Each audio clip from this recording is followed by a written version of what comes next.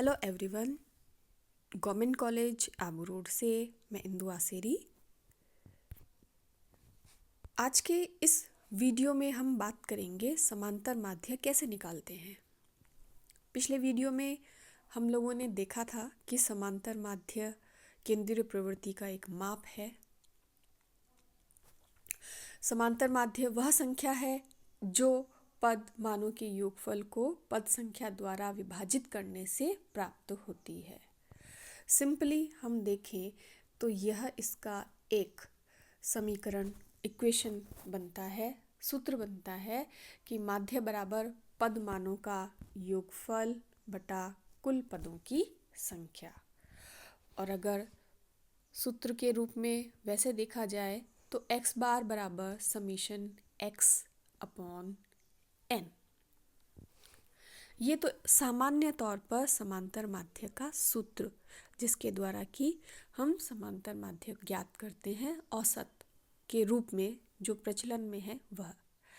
अगर हम श्रेणियों के आधार पर समांतर माध्य कैलकुलेट करना चाहें तो हमने पहले भी पढ़ा है कि व्यक्तिगत, खंडित, सतत श्रेणी होती है, मिश्रित श्रेणी होती है। तो हम अलग अलग श्रेणी में समांतर माध्य किस तरह से ज्ञात करेंगे वो देखेंगे। इस वीडियो में हम देखेंगे कि व्यक्तिगत श्रेणी में हम समांतर माध्य किस तरह से ज्ञात करेंगे। व्यक्तिगत श्रेणी में समांतर माध्य ज्ञात करने के भी दो तरीके हैं। एक है प्रत्यक्ष रीति और दूसरी है लघु रीति। इस वीडियो में हम प्रत्यक्ष रीति को ही देखेंगे। प्रत्यक्ष रीति समांतर माध्य को ज्ञात करने के लिए प्रत्यक्ष रीति के अंतर्गत बहुत सिंपल सूत्र काम में लिया जाता है। जैसा कि हमने अभी पीछे भी देखा कि जितने भी आपके पद मान हैं x1, x2, x3, x4 उन सब के आप टोटल कर लीजिए और जितने आपके पद हैं n उनका आप भाग लगा दीजिए। सूत्र के रूप में अगर हम इसको और सरल करें तो x बार बराबर total value of all items बटा टोटल नंबर ऑफ आइटम। और अधिक छोटा अगर सूत्र को किया जाए तो x बार बराबर समीशन x अपॉन n। इसमें x बार जो है वह आपका समांतर माध्य है, n पदों की संख्या है और x मूल्य का आकार है। अब हम एक उदाहरण लेते हैं। देखिए हमारे पास एक शहर के 12 परिवारों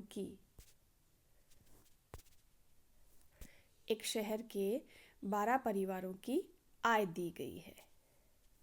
ये आय दी हुई है 280 रुपये, 180 रुपये, 96 रुपीज़, 98 रुपीज़, 104 रुपये, 75, इस तरह से यह इनकम दी हुई है। अब आपको इस व्यक्तिगत श्रेणी में औसत आय निकालनी है। आपको 12 परिवारों की आय दी हुई है। आपसे पूछा जाए कि इन 12 परिवारों में से इन 12 परिवारों की औसत आय क्या होगी, तो जैसा कि हमने पहले भी देखा सूत्र के रूप में कि औसत निकालने के लिए प्रत्यक्ष रीति जो सबसे सिंपल x बार बराबर समीशन x अपॉन n।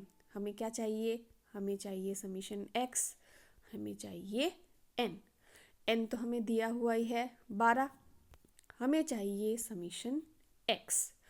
तो जो ये आय दी हुई है उन सभी आयों को 12 जो परिवार है उनकी आयों को हम जोड़ लेंगे तो हमें समीशन x ज्ञात हो जाएगा।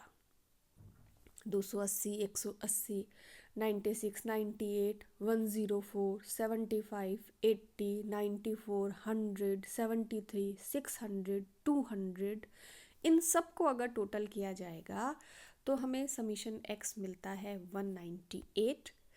n हमारे पास 12 दिया हुआ ही है।